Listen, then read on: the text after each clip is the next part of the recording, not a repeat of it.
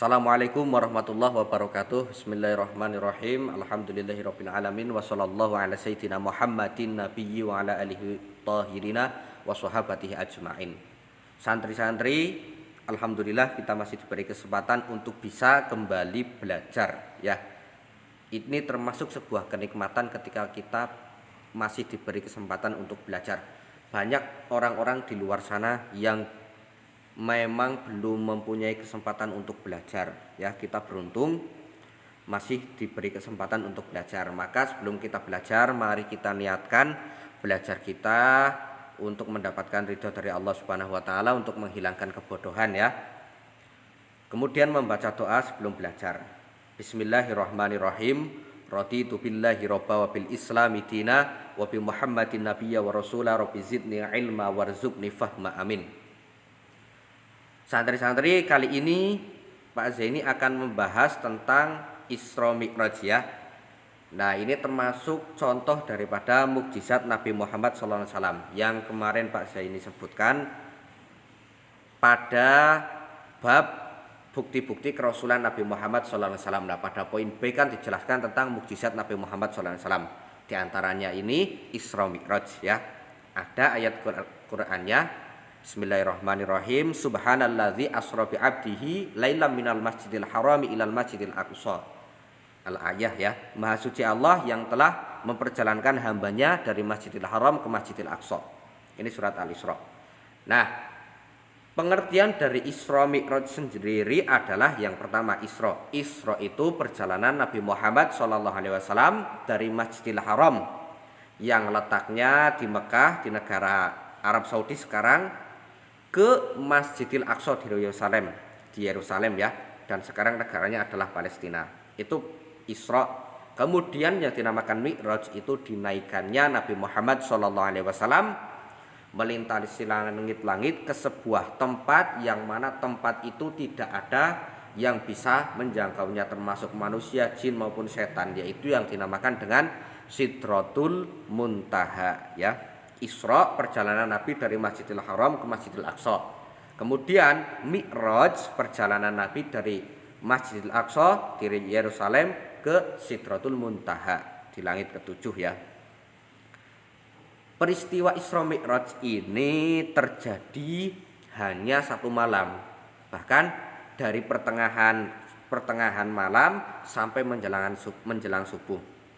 Nah, kalau dipikir secara nalar atau secara logika atau secara adat atau kebiasaan, itu kan mustahil Nabi dari Masjidil Haram yang berada di Mekah ke Masjidil Aqsa yang berada di Yerusalem, kemudian naik ke Sidratul Muntaha yang entah berapa jaraknya, itu tidak ada yang tahu, hanya Allah ya yang tahu pastinya.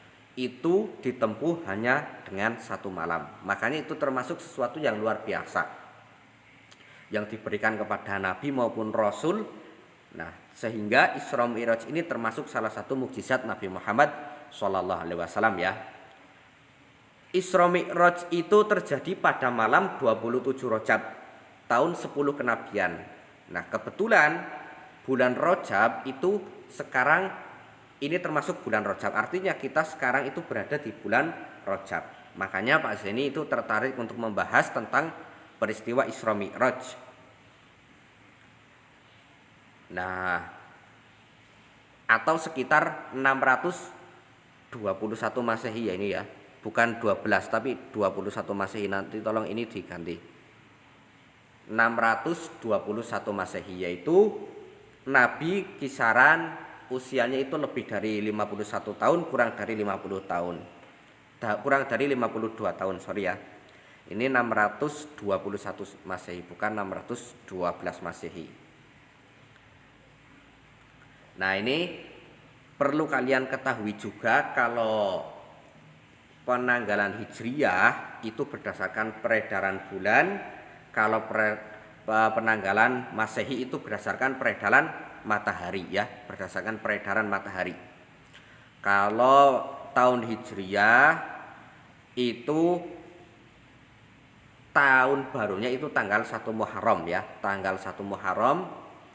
Nah, tanggal 1 Muharram tahun 1 Hijriyah itu bertepatan dengan tanggal 16 Juli tahun 622 Masehi ya. Kemudian perbedaannya lagi antara tahun Hijriah dengan tahun Masehi. Kalau tahun Hijriah pergantian harinya itu setelah matahari terbenam, artinya masuk waktu maghrib itu sudah berganti hari. Namun kalau tahun Masehi itu kan setelah jam 12 malam itu baru ganti hari. Kemudian tahun Hijriah itu hanya berjumlah 29, kalau tidak ya 30 hari. Tidak ada di kalender Hijriah kok harinya dalam satu bulan mencapai 31 atau kurang dari 29, itu tidak. Berbeda dengan kalender Masehi kan itu ada yang tanggal 28, 29, 30, 31. Tapi kalau kalender Hijriah ya cuma kalau enggak 29 ya 30. Seperti itu ya. Nah, bulan Rajab sendiri, bulan ini ya sekarang ya, kita kan sekarang memasuki bulan Rajab. Itu termasuk salah satu Asyharul Hurum. Asyharul Hurum atau bulan-bulan yang dimuliakan oleh Allah Subhanahu wa taala. Yang mana bulan yang dimuliakan oleh Allah Subhanahu wa taala itu ada 4. Yang pertama bulan Dzulqa'dah, kemudian bulan Dzulhijjah, dan bulan Muharram, dan yang terakhir itu bulan Rajab. Itu termasuk bulan yang dimuliakan oleh Allah Subhanahu wa taala. Di antaranya karena pada bulan itu orang-orang itu dilarang berperang. Kemudian ada yang mengatakan kenapa dikatakan Asyharul Hurum ya. Itu karena pada bulan-bulan tersebut yang namanya amal ibadah itu dilipat gandakan pahalanya. Makanya kita dianjurkan untuk ya berbanyak berzikir, berbanyak puasa, sholat sunnah dan lain-lain ya. Tapi juga dosanya dilipat gandakan. Itu ada 4, bulan Dzulqa'dah, Dzulhijjah, Muharram, ini berurutan, dan yang terakhir itu bulan Rajab. Kemudian sebelum peristiwa Isra Mi'raj, malaikat Jibril itu datang membelah dada Nabi Muhammad SAW dan membersihkan hatinya dengan air Zam-Zam. Nah, dalam sebuah riwayat, Nabi sepanjang masa hidupnya itu pernah dibelah dadanya selama 4 kali. Yang pertama itu ketika Nabi Muhammad SAW berusia 4 tahun. Nah, kala itu Nabi Muhammad itu masih tinggal bersama ibu susunya atau ibu angkatnya yang dulu menyusuinya ya, yang bernama Halimatus Sa'diyah atau Halimah As-Sa'diyah.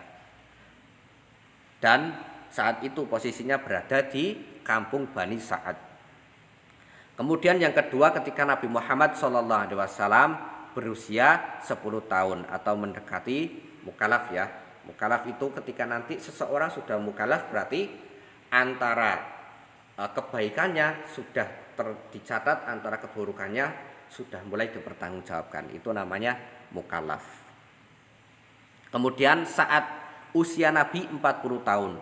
Nah, saat malaikat Jibril akan menyampaikan wahyu dari Allah Subhanahu wa taala, Nabi sebelumnya dadanya dibelah dan hatinya dibersihkan dengan air Zam-Zam. Dan yang terakhir ketika peristiwa Isra Mi'raj, dengan tujuan ya untuk mengukuhkan hati Nabi Muhammad SAW karena akan bertemu dengan Tuhannya, insyaallah. Kemudian saat peristiwa Isra Mi'raj, Nabi mengendarai sebuah kendaraan yang bernama buraq ya. Buraq ini katanya besarnya itu lebih kecil dari kuda dan lebih besar dari bighol. Nah, bighol ini keledai ya, kira-kira sedanglah antara kuda dan keledai. Kecepatannya itu bagaikan kilat ya. Kecepatan dari buraq itu bagaikan kilat, karena satu lompatannya itu sejauh mata memandang dari buraq itu. Itu salah satu peristiwa luar biasa saat Isra Mi'raj.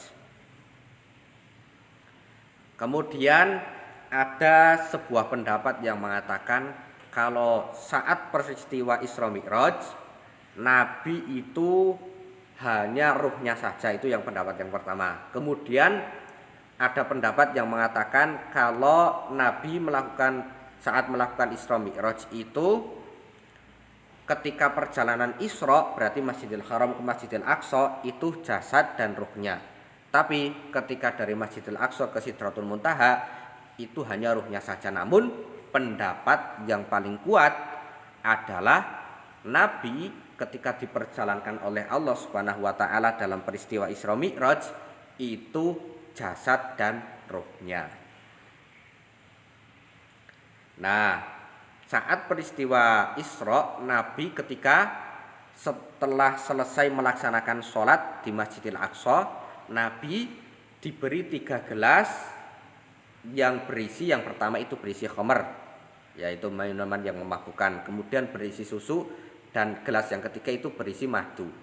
Kemudian oleh malaikat Jibril, Nabi disuruh untuk memilihnya. Nah, Nabi kala itu memilih gelas yang berisi susu. Kemudian malaikat Jibril itu berkata, engkau memilih fitrah. Nah, menurut Syekh Al-Buti ini termasuk salah satu Grandmaster ya, Grandmaster di Al-Azhar Kairo. Nah, ini termasuk ulama. Ini Nabi memilih susu ini merupakan suatu isyarat atau pertanda bahwa Islam adalah agama yang fitrah atau yang fitrah ya. Semua akidah dan hukum Islam sesuai dengan fitrah manusia. Tabiat, fitrah itu tabiat.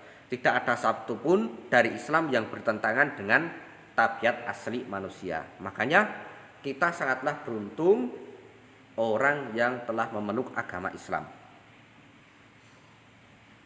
Nah, kemudian sebenarnya dalam peristiwa Isra Mi'raj itu banyak hal-hal yang menarik dan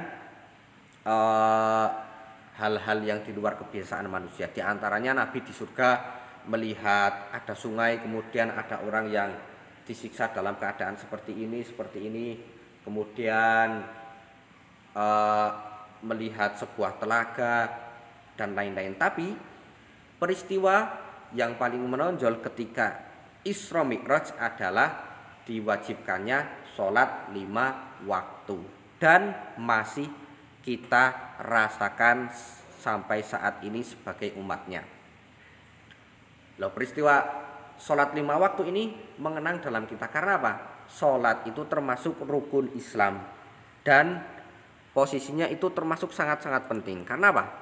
Gini, kalau rukun Islam yang lain, contohnya zakat ketika kita belum mampu untuk berzakat oleh Allah Subhanahu wa taala ditoleransi untuk tidak berzakat. Puasa pun demikian.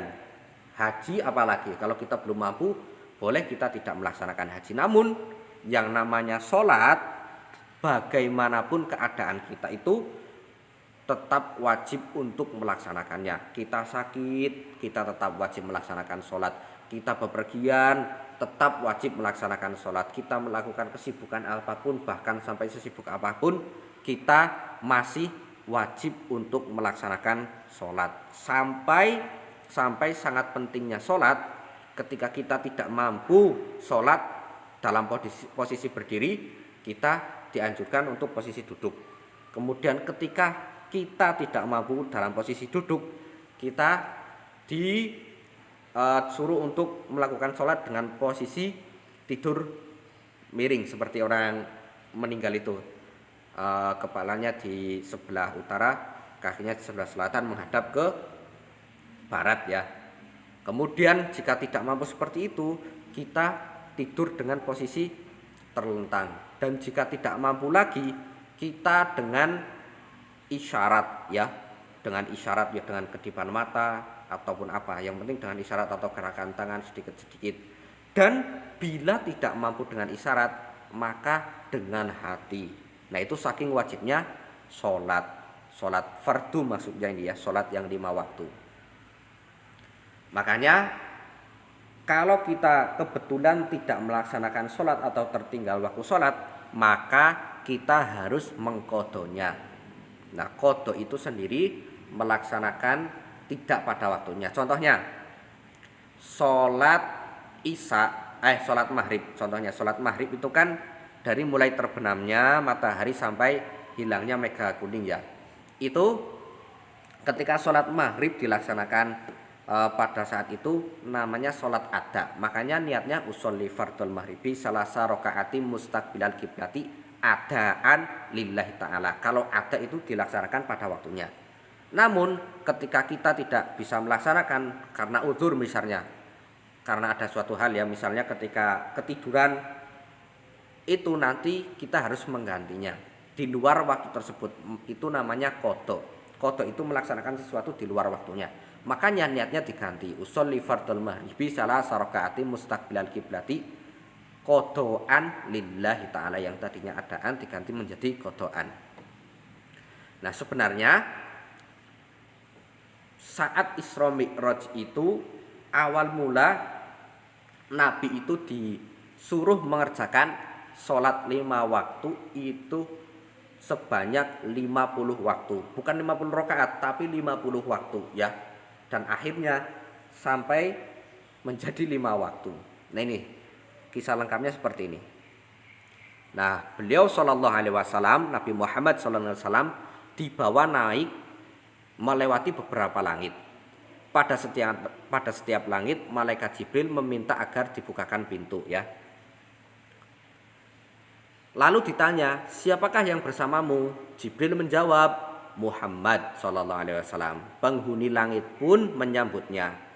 Di langit dunia Nabi Muhammad sallallahu alaihi wasallam berjumpa dengan Nabi Adam alaihissalam. Langit dunia artinya langit ke-1 ya. Kemudian di langit kedua berjumpa dengan Nabi Isa alaihissalam dan Nabi Yahya alaihissalam.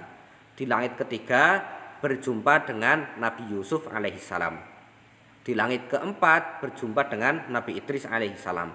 Di langit kelima berjumpa dengan Nabi Harun alaihissalam.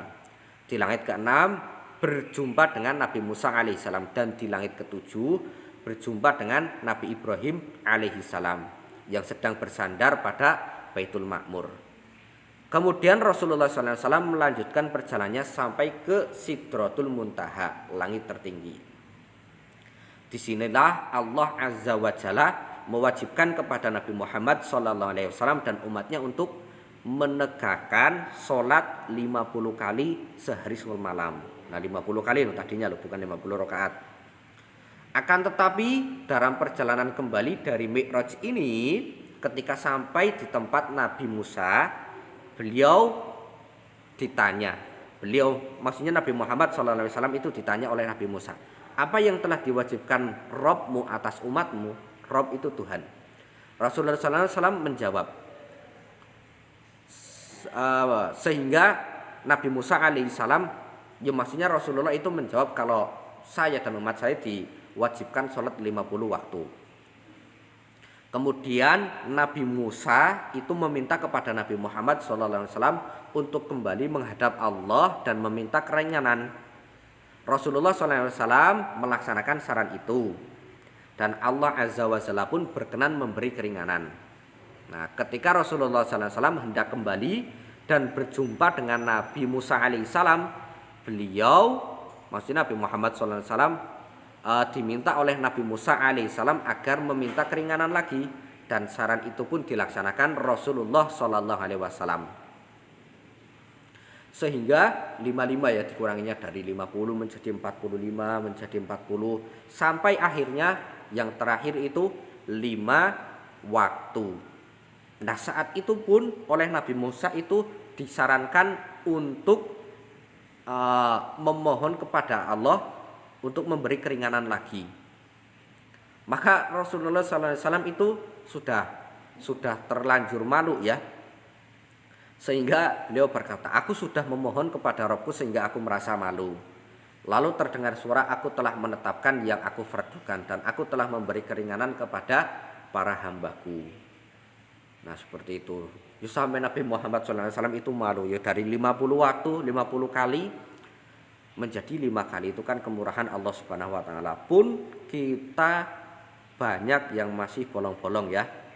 Nah itu apalagi kalau dulu Allah mewajibkannya 50 waktu, wah gimana? Kayaknya ribet banget ya. Tapi alhamdulillah Allah itu memberikan atau menetapkannya menjadi 5 waktu. Mungkin ini secara singkat dari sholat 5 waktu ya, tentang sekilas tentang peristiwa Isra Mi'raj dari Nabi Muhammad SAW. Semoga kita dapat mengambil hikmahnya, kita lebih rajin melaksanakan sholat 5 waktu, kita memperbanyak amalan ibadah yang soleh di bulan ini, bulan Rajab. Dan yang terakhir, mari kita berdoa, Allahumma barik lana fi Rajaba wa Sa'bana wa ballighna Ramadana waghfir lana dzunubana. Kita akhiri belajar kita dengan membaca hamdalah dan doa setelah belajar. Alhamdulillahirabbil alamin. Bismillahirrahmanirrahim. Wal 'asri innal insana lafi khusrin illal ladzina amanu wa 'amilus solihati wa tawassaw bil haqqi wa tawassaw bis sabr. Allahumma arinal haqqa haqqan warzuqna tiba'ah wa arinal batila batila warzuqna ijtinabah. Kurang lebihnya dari Pak Zaini mohon maaf, semoga bermanfaat. Bila ada hal-hal yang salah ataupun yang kurang tepat, silahkan dibetulkan. Wassalamualaikum warahmatullahi wabarakatuh.